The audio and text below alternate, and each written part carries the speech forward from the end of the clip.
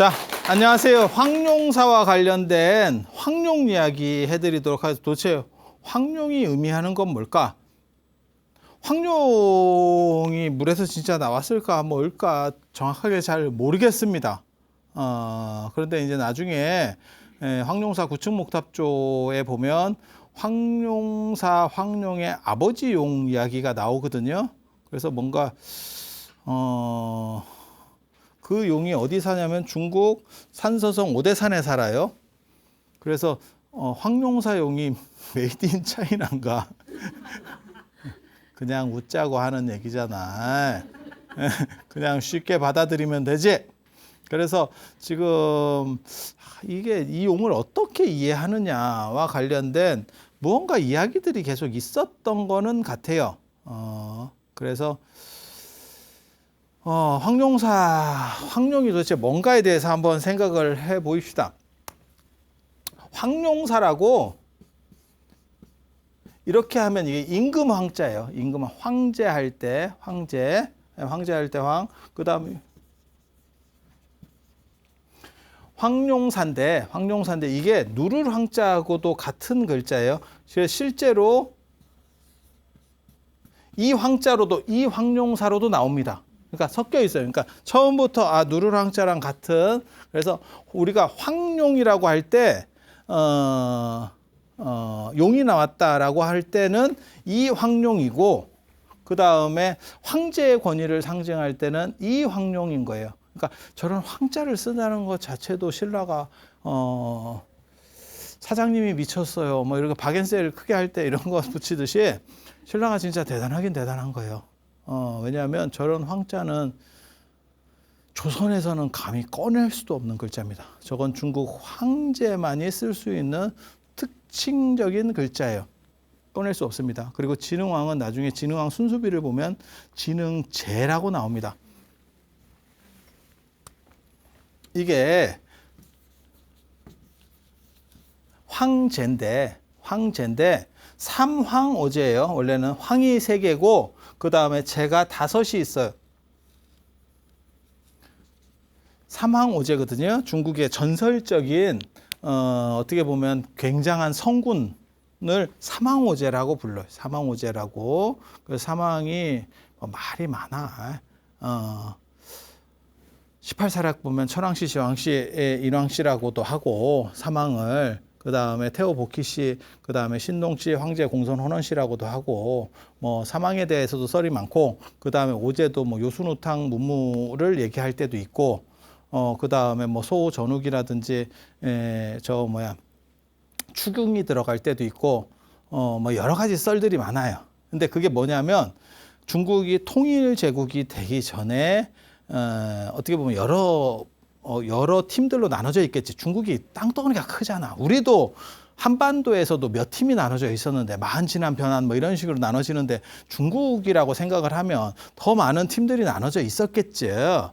거기서 나오던 어떻게 보면 가장 강력한 군주들, 우리식으로 말하면 뭐 고주몽 설화 뭐 이런 식으로 신화같이 그런 것들이 각 지역마다 있었고, 그게 통일 제국 속에서 하나로다가 묶여가는 개념 중에 하나라고 생각을 하시면 돼요. 물론 뭐 요순우탕 문무주공은 또 역사랑 관련된 부분이기도 한데 그 앞에 별로 것들이 다 있어.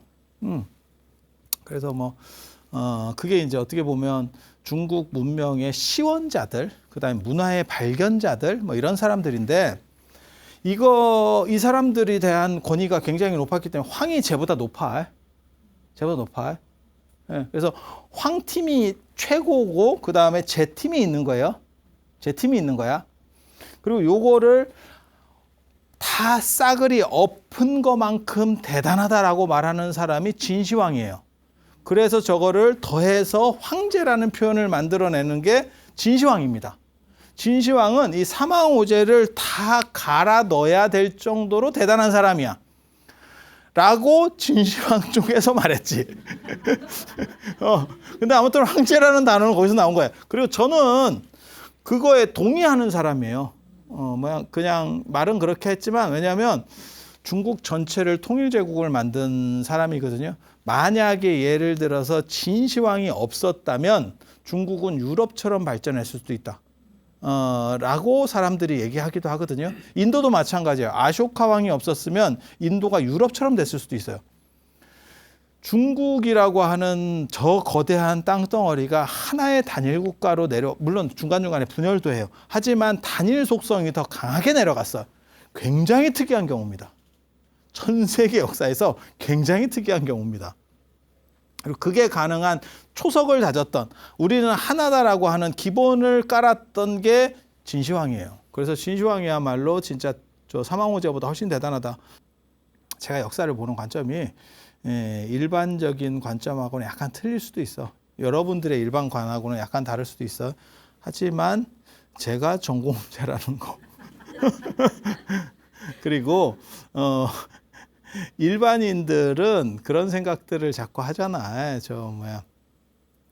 이제 동아시아 역사에서 제일 웃기는 사건이 삼국지 아편에 맞아가지고 유비를 그렇게 띄우는, 이게 뭔가 싶을 정도인데도 그 소설이 준 환상에 빠져가지고 야, 뭐 대단한 것처럼 그거 생각하시면 돼. 스파르타 그 영화 300 배 까고 나와가지고 뭐 대단한 거 하는, 그래봐야 야 역사 전체에서 보면 뭐 대단한 게 있냐. 몸짱 300명 배 근육 보러 영화 봤어. 그거밖에 없어. 그리고 그 근육은 운동에서 만들어진, 정상적인 운동에서 만들어진 근육은 아닐 거예요. 그게 헬스나 이런 거지. 그냥 일반 사람이 저렇게 뭐 전투훈련 해가지고 그런 근육은 안 만들어져. 이쁜 근육은 거기에 맞춰서 트레이닝을 한 거요. 까놓고 얘기해서. 그래서 그런 부분들이 있는 거예요. 그래서 진짜 대단한 사람이야. 진짜 진시황은 대단한 사람이에요. 그런데 우리가 한국사에서 가장 대단한 정복군주라고 생각하는 게 광개토 대왕이고, 광개토 대왕은 대왕을 넘어서 태왕으로 불립니다. 태왕으로 불려. 그래서 호태왕, 호우총에서 나오는 게 호태왕이라고 하는 게 나오는 거거든요. 그래서 야, 왕보다는 센스던 것 같다. 일반 왕보다 급이 있어요. 다 체급이 있어. 체급이, 이게 글자를 쓸 때 다 이게 체급이 있어. 그래서 일반보다는 훨씬 셌었던 것 같다. 하지만 헤비급 정도, 슈퍼 헤비급이나 헤비급에는 이르지 못했구나라고 하는데, 진흥왕이 오히려 제라는 표현을 써요. 순수비에. 황제라는 표현은 없어. 황이라는 표현도 없어. 제라는 표현을 써. 그래서 제가 그런 걸 보고, 야, 어떻게 진흥왕이 제 표현을 쓸 수 있지? 광개토 대왕보다 높은 겁니다. 진흥왕이. 이렇게 얘기하면 그게 됩니까? 고구려가 땅이 얼만데? 사람 안 사는 땅입니다. 사람 안 사는 땅입니다. 거기 사람 없습니다. 지금도 없습니다. 그때도 없었고 지금도 없어. 고구려가 멸망할 때 고구려 전체 인구를 추정을 어느 정도 하냐면 200만입니다. 지금으로 말하면 광역시. 그 정도밖에 안 돼요. 여러분 생각하고 달라. 그러니까 땅이 크니까 뭐 사람도 많은 거 아니야. 야, 그러면 러시아하고 캐나다, 호주는 뭔데? 물론 뭐 러시아는 강국이지만 거기 한 95% 이상은 사람 잘 안 살걸? 러시아의 대부분은 다 서쪽에, 유럽 쪽에 몰려 있고, 아니 맞잖아. 그 동쪽에 뭐 있겠어? 뭐 있겠어? 그냥 나무 키우고 가스 있겠지, 가스. 그래서 가스 이렇게 빼서 팔아먹고 있고 그런 거 아니요? 캐나다도 뭐 마찬가지인 거고, 호주도 그렇잖아요. 생각해 보면. 그래서 땅 넓다고 그게 되는 게 아니에요. 그래서 제가 역사를 이해할 때 가장 중요한 거는 조세주의라고 하는 것을 이해해야 되고, 어디까지 내가 세금을 걷었냐가 내 영토라고 생각을 하시면 되고, 인구가 많아야 세수가 많지예요. 땅은 넓은데, 예를 들어서 땅이 넓은데 인구가 없어. 세금을 거들어도 못 다녀. 세금 걷는 돈보다 그 거들어 다니는 비용이 더 나와. 그게 지금 몽고 같은 데가 그렇게, 지금 현재 몽고 걔네가 땅이 우리보다 엄청 그게 뭐 대배 이상 커요. 남북한 합친 거보다. 그런데 500만 살거든, 전체에서. 세금을 꼭 들어가기가 힘들어. 어유, 저 양반 5만 원 체납했네. 가는데 20만 원 들어. 가는데 20만 원. 야, 그거 집행하러 어떻게 가? 뭔 뜻인지 아시겠어요? 그런 문제가 벌어진다니까, 이게. 그러니까 땅이 넓은 게 꼭 좋다라고 생각해요. 그거는 지금 현대적 국토 개념이라는 게 존재해서 그래요. 예전에 역사에서는 초세권이 어디냐, 그 다음에 세수를 거둘 수 있는 인구수가 얼마냐를 봐야 돼요. 그래서 제가 늘상 얘기할 때 유비는 죽었다 깨나도 제갈량이 아무리 기술이 좋아도 조조를 못 이긴다. 왜? 인구가 차이가 엄청나요. 인구 차이가 엄청나. 불가능하다니까, 그게. 이길 수가 없다니까.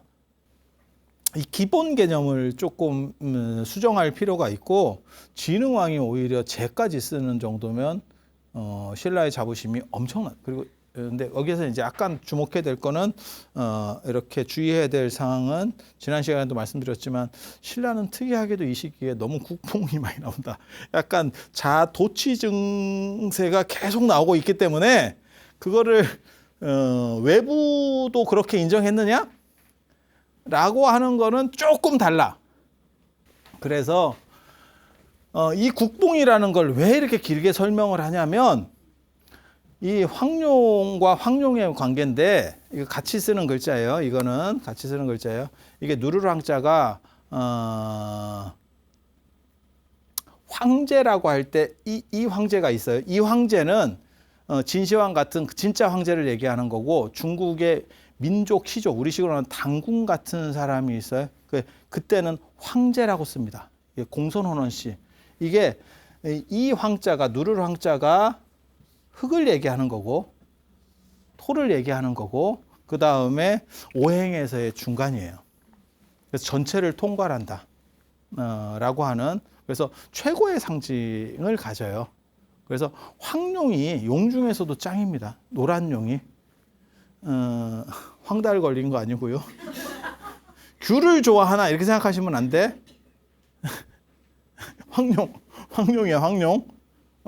황룡이 최고 등급이라니까 용 중에서. 그래서 황룡사가 그 황룡이 이렇게 저 자궁을 쉽게 말해서 황제의 궁을 짓고 있는데 거기서 황룡이 튀어나온다는 거는 그냥 상징 해석만 하면 진흥왕이 황제예요. 이 말이에요. 진흥왕은 황제예요. 이 얘기를 하는 거야. 이게 첫 번째 스토리예요. 그리고 황룡이 왜 하필 날아갔느냐에 대한 거거든요. 그건 주역에 나옵니다. 그게 비룡제천 이견대인이라고 나는 용이 하늘에 있다라고 하는 거예요. 그거를 그대로 본따서 나중에 세종대왕께서 만드신 게 용비어천가예요. 용비어천가. 그래서 그거는 황제캐를 나타내는 거예요. 그래서 그게 주역 건쾌의 9,5효예요. 9,5효가 비룡제천 이견대인캐입니다. 9,5효. 이 황룡사가 있는 데가 구황동입니다. 구황동. 구황동. 그래서 9구자를 써서 구황동이에요. 구황동. 대학원 다니는 스님이 계셨는데 자기가 뭐라고 얘기하냐면 예불문에 서건동진이 뭔 뜻인지를 몰랐는데 스님 영상을 보고 서건동진이 뭔지 알았다라고 하더라고요. 그래서 서건동진이 서쪽에서 동쪽으로 온 거야 이렇게 생각을 했다는 거예요. 그 말은 맞아. 근데 그게 주역에서의 방위 기법이에요. 서쪽 건방에서 동쪽 진방으로 주역에 건태이진 송강강권에서 8쾌를 가지고 방위를 설정을 했었어요. 옛날 사람들이. 지금은 그런 식으로 방위를 설정하지 않고 그러니까 동서남북 말고 중간에 간방을 어떻게 지시하느냐야. 동남방, 서북방 이렇게 하면 헷갈리니까. 그래서 군대에서는 어떻게 하냐면 시계를 가지고 하죠. 3시 방향, 뭐 2시 방향, 뭐 예를 들어서 자 7시 방향, 뭐 무전을 나가면 딱 그렇게 해버린다고. 그죠? 왜? 그게 명확하거든. 야 동남쪽 봐라 동남쪽 이러면 동남쪽 이렇게 되니까 뭔 뜻인지 아시죠? 근데 그거는 우리가 지금 쓰고 있는 시계가 일반화돼서 그런 거고, 그게 동그란 시계로 일반적으로 다 돼 있기 때문에 그런 거고, 그 전에는 주역의 8쾌를 가지고 했다고. 그래서 서쪽의 건쪽 방위에서 동쪽의 진방으로 넘어왔다라고 하는 그 주역에 기반해서 한 거예요. 그러니까 제가 뭐라고 얘기했냐면, 당신이 그걸 보고 처음 알았고 자기 주변 스님들한테 얘기했는데 아무도 모르더라. 그래서 내가 스님들은 당연히 모를 수밖에 없다. 왜냐하면 그거는 주역 배경으로 들어온 거기 때문에, 불교 배경이 아니기 때문에 한문을 알아도 해석할 수가 없다. 이게 그 얘기를 하는데, 이것도 똑같은 얘기예요. 구황동이라고 하는 거는 황자가 9개 들어가는 사찰이 있었다는 게 아니고, 여기서 황은 황제캐를 얘기한다니까, 구오효라니까. 구오를 한문으로 쓰면 구황도 된다니까. 그래서 구황이라는 의미가 황룡, 황룡사, 구황 다 에브리바디 같은 의미입니다. 그건 뭐냐면 진흥왕은 누구냐? 황제다. 그 얘기를 하고 싶은 거야. 그러면 그 황제가 중국 황제냐? 그 정도로 뭐 진시황 같은 그런 대단한 황제냐? 그건 아니고, 딱 봐도 그건 아니고, 그러면 무슨 황제냐? 라고 말하는 게 이제 황룡사 장육조에 나오는, 황룡사 장육존상이라는 뜻이에요. 황룡사 메인 전각에 모셨던 약 한 5m 정도, 한 4.8m 정도 되는 큰 불상이에요. 저기 금산사 미륵상 정도의 사이즈라고 보시면 돼요. 그 정도 불상을 만드는 그 내용이 나오거든요. 이게 신라 삼보예요. 신라 삼보가 진평왕의 천사옥대, 그 다음에 황룡사 장육존상, 그 다음에 황룡사 구축목탑이거든요. 신라의 3가지 보물. 이렇게. 근데 여기서 보면 서천축의 아쇼카 왕이 불상을 만들다가 실패를 하고, 그 재료들을 바다에 띄워서 인연이 있는 데 가서 만들어져라. 그러니까 실패했다는 건 뭐냐면, 주조하기가 너무 사이즈가 크니까 자꾸 이게 깨지는 거예요. 주물이 터진다고. 그러니까 뚜렷하게 안 나오고 어디가 덜 들어가고 뭐 이렇게 되는 거예요. 그러니까 그랬더니 무슨 생각을 했냐면, 부처님과 내가 인연이 조금 적은갑다 라고 생각을 하는 그런 대목이거든요. 그때 그 배를 띄워보낸 게 바다에서 1300년 동안 떠돌다가 신라로 여러 나라에 갔다가 전부 다 안 되고 해가지고 신라까지 와서 진흥왕이 그 배를 울산으로 해서 딱 맞이해 드렸는데, 그게 뭐냐면 그때 이 재료들과 불상을 모신 데가 그때 모본으로 불상이, 삼존상이 모셔져 있었다 하거든요. 그 배 안에. 그러니까 작은 스몰 사이즈의 삼존상을 하고 이렇게 내가 만들려고 해요 라고 했다는 이야기거든. 그렇게 했는데 그걸 어디다 모셨냐? 동축사. 서천축은 인도입니다. 서천축의 아쇼카 왕과 보다 능력자가 동천축에 있는, 동천축은 신라입니다. 진흥왕입니다. 그 얘기는 뭐냐? 진흥왕은 단순 황제가 아니고 불교에서 말하는 전륜성왕이다. 그 얘기를 하는 거예요. 그래서 실제로 진흥왕을 전륜성왕과 관련해서 쓴 논문들이 여러 편이 존재해요. 저는 그걸 논문 쓰진 않았습니다. 왜? 이미 딴 사람들이 해놨기 때문에. 그래서 저는 뭘 해줬냐? 선덕여왕이 전륜성왕을 추구했었다. 지난 시간에 제가 그런 말씀 드렸거든요. 불교, 그러니까는 진흥왕의 대척점에 있는 사람들은 7살의 왕이 된 진흥왕이 대척점에 있는 사람들, 13년 동안 섭정을 했던 지소부인과 그 다음에 화백제도의 귀족들, 이들이 믿고 있던 종교는 풍교, 풍월도라고 하는 신라의 전통적인 무속신앙이에요. 이게 나중에 정비가 되는 게 화랑입니다. 화랑도예요. 화랑도 남모준정하는 그 화랑, 거기서부터 시작되는 이렇게. 그래서 화랑이 나중에 국선이 되는 거고, 요걸 이제 한자로 조금 더 하면 이게 신선선자, 이 선사상과 무관하지 않다고. 근데 진흥왕 입장에서는 얘네들을 상대해야 되기 때문에 정복군주로서 전쟁을 하면서 불교를 끌어안는 거거든요. 새로운 세력, 새로운 지배 이데올로기로 끌어들이는 거고, 불교가 풍교를 이깁니다. 왜? 불교는 인도에서 시작했지만 중국을 거쳐갖고 세계 종교란 말이야. 그러니까 세련되고 어떻게 해야 되는지를 알아.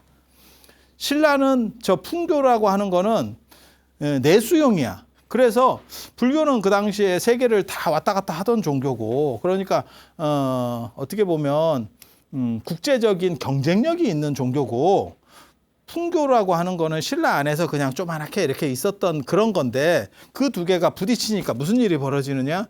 깨지지. 당연히 불교가 이기지. 저쪽이 세력이 더 큰데도 불구하고 작은 불교가 이겨내는 거예요. 그리고 진흥왕 입장에서는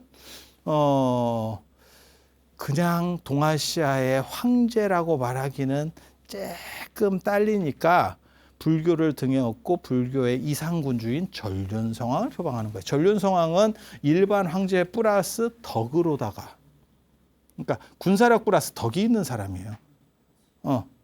그래서 제가 얘기했잖아요.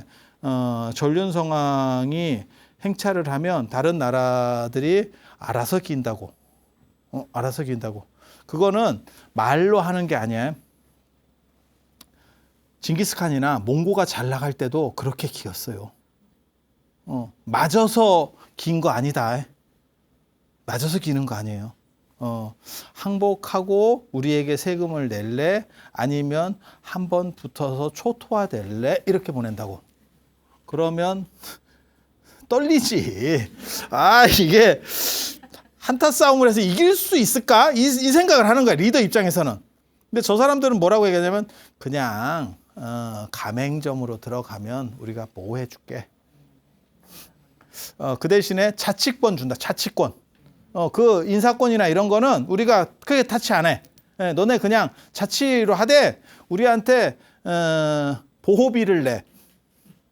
그러면 조금 내고 그냥 유지할까? 한번 부딪혀야 되나? 옥쇄 작전 한번 해볼까? 그렇게 했었던 데들이 몇 개 있어요. 제국들이. 몽고가 한창 클 때 했어.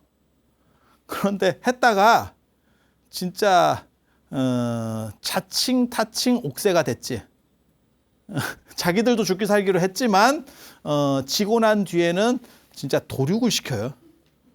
싹 도륙을 시켜. 그리고 그게 한번 소문이 나면 어떻게 되냐면, 우리도 제가 그런 얘기 전에도 했었잖아요. 미국이 우리를 직접적으로 한 번도 가해를 한 적은 없어. 하지만 일본이 맞는 걸 받고 중국이 맞는 걸 보면 굳이 이거를 굳이 우리가 상대를 하기는 조금 버거울. 우리도 굉장히 세다니까. 근데 그냥 미국한테는 조금 양보해주는 쪽으로 가는 게 좋겠다. 라는 생각을 하지. 이게 우리 주변에 있는 나라는 그러고 보니까 다 막고 있네. 러시아까지. 미국한테 안 맞는 유일한 나라는 북한인데 거기를 따라갈 수는 없고, 러시아도 맞고 중국도 맞고. 우리는 뭐 중국이나 러시아보다 세니까 충분히 할 수는 있는데, 근데 굳이 이렇게 세계의 위기를 초래하지 않기 위해서 그냥 조금 양보해 주는 거지. 그렇게 정신승리하면서 몽고 밑으로 들어갔다니까. 그때도 그래서 그때도 임금님께서는 살생을 인명이 사륙되고 국민이 힘들어하는 걸 원치 않기 때문에 가는 거지. 그렇게 해서 복속되고. 그래서 전륜성왕이라고 하는 사람들이 그런 거예요. 그래서 진흥왕은 황제를 추구하는 불교적 전륜성왕이에요. 불교적인 전륜성왕. 그리고 이때 전륜성왕 신앙이 한반도에 진짜 유행을 했어요. 전륜성왕이 되려고 하는. 그래서 진흥왕 때 백제에 누가 있었느냐? 성왕이 있었다. 이름 자체가 성왕이라니까. 전륜성왕 줄임말이에요. 전륜성왕 줄임말이에요. 백제 성왕. 제가 전에 그런 얘기 했잖아. 도대체 얼마나 인생을 잘 살아야 시호를 성인 성자를 받을 수 있을까? 야, 이런 사람이 있나? 그랬지만 결국 그 김유신 할아버지인 김무력에게 목이 잘려서 죽었고, 이게 참 아이러니한 일이지. 그래서 황룡이라고 하는 게 사실은 그 나는 용이 하늘에 있다. 비룡제천의 그 황룡이고 그건 진흥왕에 대한 상징이에요. 그러니까 저도 이게 황룡을 진짜 용이 날랐냐 어쩌냐 모르겠어. 그거는 모르겠고 저 상징이 있는 것은 분명해요. 그래서 제가 저걸로 논문을 썼다니까. 저걸로 논문을 썼어요. 그래서 그 황룡이라고 하는 게 진흥왕의 황제라고 하는 그러한 상징적 의미라더라. 라는 거고 이 황룡사 17년 동안 지었고 여기서 끝나는 게 아니에요. 10년 동안 지었고 끝나는 게 아니고 나중에 이제 추가되는 것 중에 제일 이제 큰 구찌가 황룡사 9층 목탑이지. 약 한 80m 정도짜리를 짓는 거고 원래 그 자리에 목탑이 있었을 겁니다. 그 짓기 전에도 건축구조상으로 보면 거기에 탑 자리가 맞아요. 단지 그걸 확대한 거지. 허물어 버리고 또 새로 지은 거지. 예. 근데 보면 그게 황룡사는 찰주 본기가 나왔기 때문에 정확해요. 그 내용이 정확해. 금성문이 나와버리면 그게 원자료이기 때문에 아주 신뢰도가 높은 거거든요. 역사적인 기록은 지나면서 윤색돼. 예, 그리고 바뀔 수 있어. 그리고 뭐 암송을 해요. 인도 같이 뭐 암송해요. 뭐 외운 거를 필사했어요. 아니면 뭐 베낀 거를 또 베꼈어요. 이러면 오자투성입니다. 이거. 오자투성입니다. 그래서 인쇄라고 하는 게 굉장히 중요한 거고 인쇄보다 더 중요한 거는 당대의 금성문. 당대에 만들어졌던 금성문이 나오면 대박입니다. 그건 뭐 100% 신뢰할 수 있는 자료.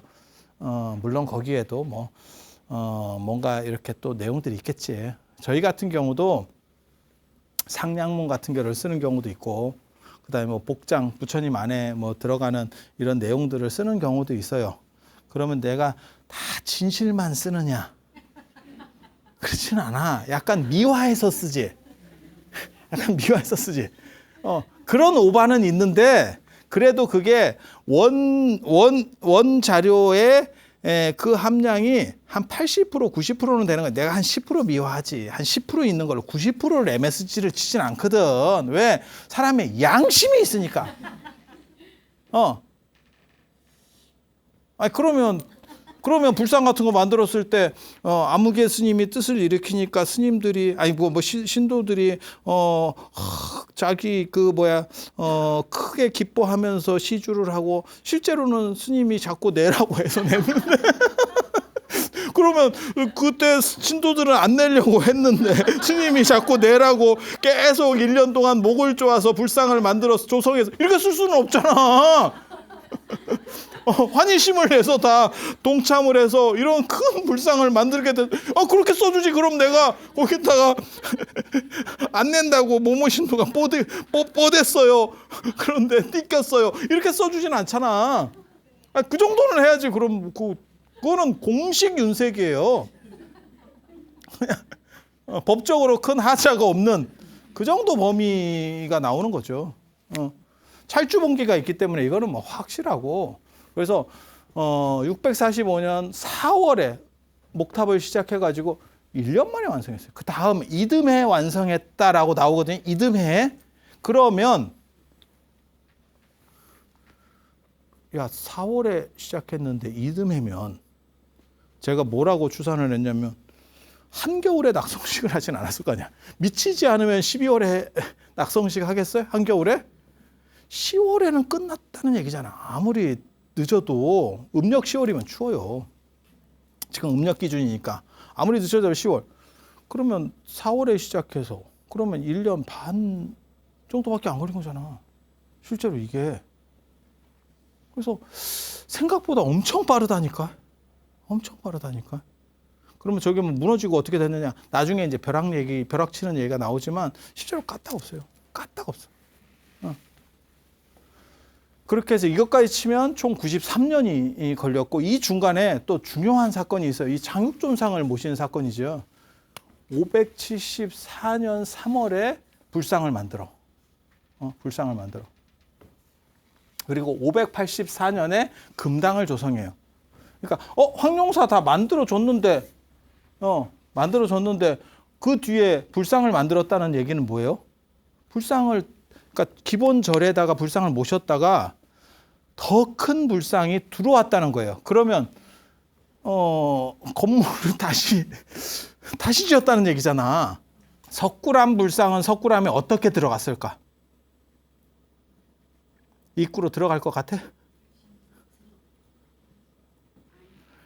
기본을 이렇게 테두리를 만들어 놓고 불상을 조성하고 위에 뚜껑 덮고 앞에 씌우는 겁니다. 앞에 막는 겁니다. 그러니까 불상이 있고 건축이 완성되는 거야. 건축을 해놓고 넣을 수가 없어. 너무 크면. 이해가 되죠? 그렇게 가는 거야. 그렇게. 여기에 기본에 전각을 지어놓고 부처님을 모시고 있는데 지금 큰 불상이 만들어졌다는 거예요. 그 얘기는 뭐냐? 이거 다시 뽀개고 불상 넣고 다시 씌우기 시작했다는 얘기예요. 그래서 건축이 569년에 끝났는데 574년에 불상을 다시 자극존상을 조성했고 584년에 10년이 더 걸려서 금당이 완성이 되는 거예요. 이걸 씌워야 되니까. 이해가 되시죠? 그러니까 1차 공사가 17년이 걸리고 그 뒤로도 계속 공사요. 앞으로도 그 뒤로도 쉽게 말해서 여기까지 1차 끝나는 기간까지 치면은 17년 플러스 한 15년이 더 되는 거지. 한 32년 걸린 거지 지금. 그냥 대충 계산해 보면. 네. 이 얘기는 뭐예요? 황룡사에 와보면 공사 중. 와보면 공사 중. 명긴 놈 아니면 낙성식을 보지를 못하겠네. 30년대 공사 중. 구경 한번 오면 공사 중. 그리고 나서 공사 끝났어요. 라고 했더니 9층 목탑을 또 한대. 야, 이게 도대체 이게 뭔가 싶은. 그래서 황룡사가 건축되고 이게 추지가 좀 잘 안 됐던 모양이에요. 완전 낙성식이 안 돼서 그랬다고 저는 생각을 하거든요. 그래서 자장률사가 2대 주지예요. 2대 주지예요. 여기 나오잖아. 처음에 환희사. 여기 이게 스승사자입니다. 제가 전에도 말씀드렸잖아. 이 스승사자가 이거는 스님이라는 뜻이라고. 그래서 2대가 자장, 3대가 해운, 4대가 상률사. 여기서 사자가 나오잖아. 우리가 사자 직업이야. 우리가 사자 직업. 거긴 선비사자예요. 스승사자가 아니고. 제가 어렸을 때 공부를 너무 못해가지고 모델레라고 할 때 내가 사자 직업, 도사 이런 거 했었는데 근데 이게 사자 직업이야. 되게 재밌어. 그래서 스승이라는 표현이 옛날에는 스님들이 어떻게 보면 견문이 넓고 그 다음에 공부하는 사람이고 하다 보니까 스승이 되는 거예요. 그렇게 해서 황룡사 9층 목탑까지 하면 총 93년이 걸린 거고, 그리고 지금 이거 가섭불 연자석 얘기하는 거예요. 사실 연자석을 당신이 2번 봤어요. 이련 스님이. 한 번은 불나기 전에, 황룡사에 화재가 나기 전에, 몽고의 서산대병이 터지기 전에 1238년 저때 37년 38년 저때 불이 나거든요. 불이 나서 전소가 되고, 그때 뭐라고 기록에 나오냐면 하늘이 다 어두웠다. 몇 달 동안 하늘이 깜깜했다 라는 얘기가 나오는데 그거 맞아요. 제가 97년인가 그때 제가 경주에 갔을 때, 그때 경주에 엄청난 산불이 일어났거든요. 그때 김유신 장군 묘가 불타고 난리가 났었습니다. 근데 그때 제가 갔을 때 진짜 하늘이 까매요. 이게 그러니까 그 산불에 의해서 분진들이 날려가지고 이게 태양을 덮는 거예요. 빛이 잘 안 내려오게. 굉장히 좀 어둑어둑, 좀 무섭더라니까. 그래서 그렇게 이 황룡사 불났을 때 굉장히 몇 개월 동안 그런 기록이 나와요. 하늘을 덮었다. 그 분진이 하늘을 덮어가지고 해를 볼 수가 없었다. 이런 기록이 나오고, 그렇게 해서 엄청나게 불이 났는데 그 불나기 전에 한 번 갔었고, 이련은 2번 갔어요. 불난 뒤에 갔어요. 그래서 보니까 이 가섭불 연자석, 가섭부처님이 전불시대에 있었던 가섭부처님이 참선하던 자리가 있는데 높이가 5, 6척 한 1m 50, 60, 한 70 정도, 1m 70 정도까지도 뭐 이렇게 잡으면 안 되는구나. 이 정도까지. 이 정도에서 이 정도 5, 6척 이 정도. 그 다음에 둘레가 세 주 이렇게 한 이 정도 둘레 정도 가 된다는 거예요. 그러니까 당신은 본 거지. 이래는 본 거지. 그리고 불났을 때 가니까 불 타고 난 그 금당, 요즘식으로 말하는 대웅전 뒤쪽에 땅에 파묻혀 있더라. 라는 얘기. 그러니까 원래 어디 있었는지는 잘 모르겠어. 그러니까 저게 어떻게 보면 메인돌이에요. 메인돌. 저 신성함을 가지고 있는 메인돌이에요. 근데 땅에 파묻혀 있었던 건 아마 불나서 정신 없을 때 누가 뭐 들고 가거나 파괴하거나 이럴까봐 묻었던 것 같지 않았을까? 불난다고 돌이 땅에 파묻히진 않거든. 돌도 안 타고 땅도 안 타잖아. 정강만 타지. 그래서 묻혀 있다라고 하는 거는 누군가 묻었나? 세상에 그렇게 묻습니까? 잘 묻습니다. 그렇게 묻었다가 타임캡슐처럼 오늘날 발굴된 거 백제 금동대학로. 사건이 터졌을 때 스님들이 그걸 훔쳐가는 게 아니에요. 나중에 다시 오겠다라고 생각해서 다다다닥 해서 그래서 그렇게 보존되는 거야. 그냥 던져놓는 거 아니에요. 모셔놓고 거기에 이렇게 얼기설기 해가지고 구조를 짜서 덮어버려요. 뭔 뜻인지 아시겠죠? 왜냐하면 그냥 넣어버리면 짜부대거든. 네. 그래서 그런 식들 행동들을 합니다. 그래서 그 돌이 이런 게 있었는가 봐요. 그래서 아마 불을 맞고 뭐 어쩌고 하면서 깨졌던 것 같아요. 그러니까 깨지니까 그러니까 여기를 신주로 구리로다가 이렇게 쇠로 해서 태를 해서 그거를 잡아놨대. 그래서 그런 기록이 저 삼국유사에 나와요. 그래서 이게 파손 상태가 벌써 있었구나. 그러면 그 구리는 어디로 나중에 가느냐? 누가 훔쳐갔겠지. 그건 현찰이거든. 그 당시에. 그 훔쳐가면 무슨 일이 벌어지느냐? 저 돌이 위에 부분이 떨어졌겠지. 그래서 지금 높이가 한 이 정도 될까? 이 정도 될 거예요. 그래서 저거보다 작은데, 기록보다 작은데 한 이만큼 돼야 되는데 왜 이 정도밖에 안 됩니까? 떨어졌대잖아.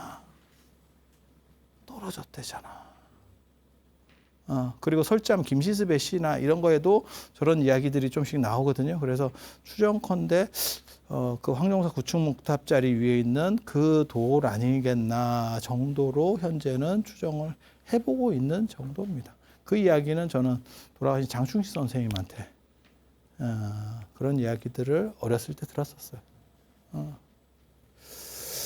자, 그래서 오늘 가서불 연자서까지 얘기를 하고 다음 시간에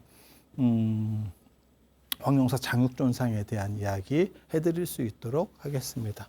자, 들어주셔서 감사합니다.